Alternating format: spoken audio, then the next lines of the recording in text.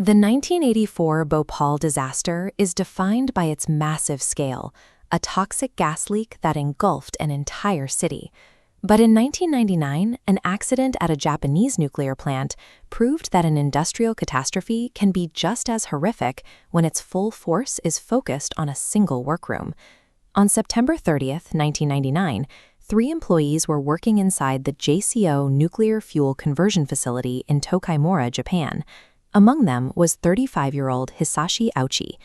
Ouchi and his team were preparing fuel for an experimental fast breeder reactor. To save time, the crew bypassed standard safety protocols, pouring a highly enriched uranyl nitrate solution into a precipitation tank by hand. They had no idea they were filling the vessel far beyond its critical limit. The moment the final bucket was poured, a brilliant flash of blue light filled the room. Instantly, gamma radiation alarms began to blare. That flash signaled the start of an uncontrollable nuclear chain reaction. In those few seconds, an invisible wave of energy struck Ouchi, setting a biological collapse in motion that no medical intervention could stop. Radiation absorption is measured in Sieverts. While a dose of 8 Sieverts is considered 100% fatal, Hisashi Ouchi had been hit with 17. An average person receives 6.2 millisieverts of background radiation annually. That is completely dwarfed by the 17,000 millisieverts Ouchi absorbed in a single moment. For perspective, this equals the exact epicenter of the Hiroshima atomic bombing. Despite this, when Ouchi arrived at the hospital, he seemed fine. He was conscious and talking to doctors. Aside from some swelling and redness on his face, he showed no burns, no blisters, and no obvious signs of trauma. This paradox defines the early stages of severe radiation poisoning. Because the damage happens at a molecular level, the victim's outer appearance can remain temporarily intact, even while their internal architecture is being systematically destroyed. By day 6, Ouchi's condition took a turn. To understand why his health was declining so rapidly, doctors performed a bone marrow biopsy. They were looking for the cellular machinery that keeps a human being alive. What they found was a medical horror. Instead of the clear, structured patterns of healthy tissue, the microscope revealed only scattered, unrecognizable black dots. In healthy cells, chromosomes act as the instruction manual.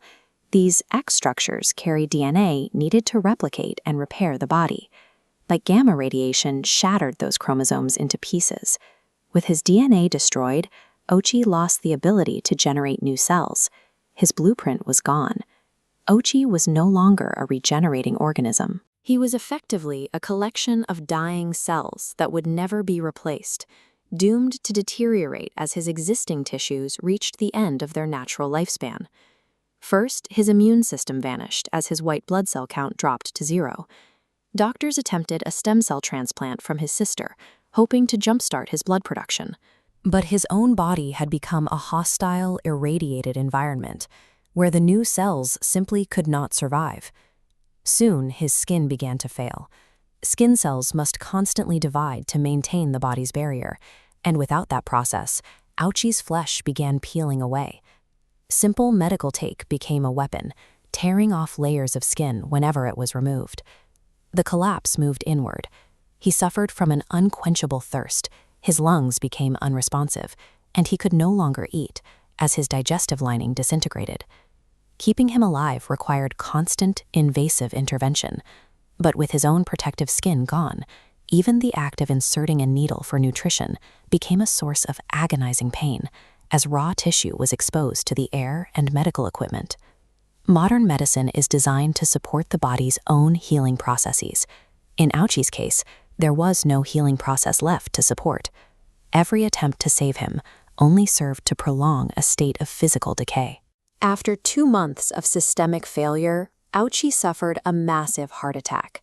Despite the hopelessness of his condition, the medical team performed emergency resuscitation and managed to restart his heart. He was now little more than a husk, kept alive by a battery of machines. He was trapped in a state of unimaginable pain that he could no longer voice. His body kept functioning by external pumps and tubes. On December 21, 1999, 83 days after the blue flash, Ouchi finally succumbed to multiple organ failure. the long battle for his survival was over.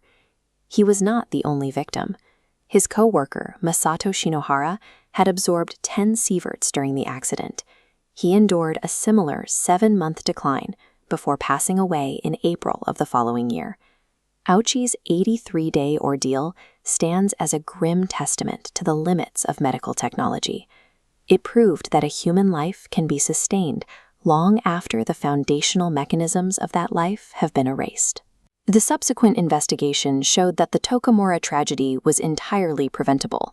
It was the result of a corporate culture that encouraged illegal shortcuts, provided zero safety training, and neglected basic protective gear for its employees. The legal fallout was significant. 6 JCO officials were convicted of criminal negligence, and the company was forced to pay over $120 million in compensation to the thousands of people affected by the radiation leak.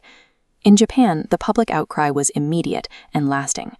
The Tokaimura accident shattered the nation's confidence in its nuclear safety standards, leading to massive protests and the implementation of much stricter oversight laws.